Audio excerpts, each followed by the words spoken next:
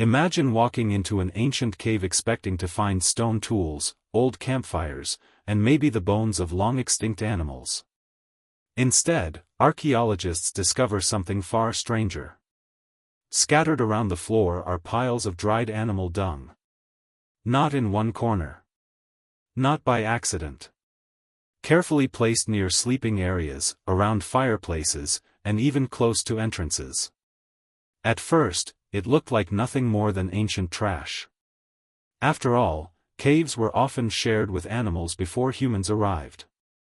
It made perfect sense that some droppings would be left behind. But there was a problem. The dung wasn't random. It belonged to different animals, collected from different places, and somehow ended up exactly where ancient people seemed to want it. The more researchers looked, the less it resembled a dirty cave, and the more it looked like a carefully managed home. That raises an uncomfortable question.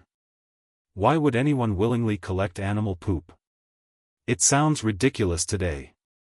Most of us spend our lives trying to stay as far away from it as possible.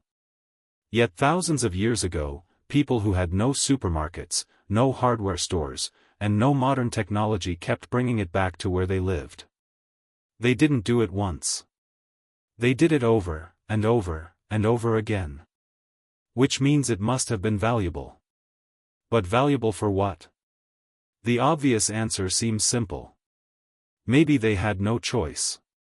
Maybe their homes were filthy because they lived alongside animals. The evidence seemed to support that idea. Until scientists began looking much closer. Using microscopes, they analyzed tiny fragments preserved inside ancient layers of dirt. They compared the dung found inside caves with droppings left naturally by wild animals. If the poop had simply been left behind by passing herds, the patterns should have matched. They didn't. Instead, researchers noticed something unexpected. Many of the droppings had been burned. Not completely. Just enough to show they had been placed into fires on purpose. And that's where things get strange. Why would someone throw poop into a fire? At first glance, it sounds like a terrible idea. Wood burns hotter, smells better, and is much easier to understand as fuel. Except ancient humans faced a problem we rarely think about. Wood wasn't always available. Picture a group of hunter-gatherers crossing an open Ice Age grassland. The landscape stretched for miles, covered in frozen windswept plains. Mammoths, bison, horses, and giant deer wandered across the horizon. Trees? Almost none. Without trees, there was no easy firewood. No branches to gather.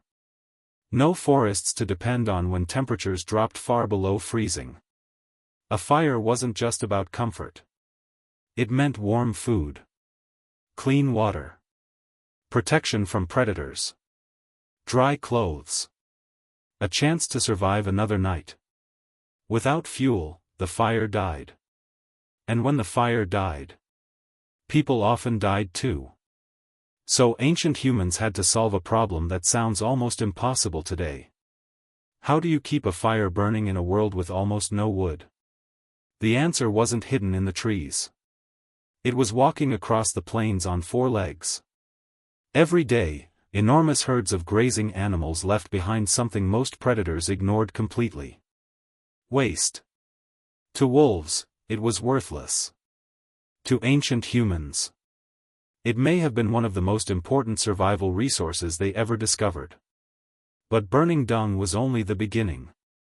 As archaeologists uncovered more evidence from prehistoric campsites, they realized animal poop had been used in ways that were even stranger, and far more ingenious, than anyone had imagined.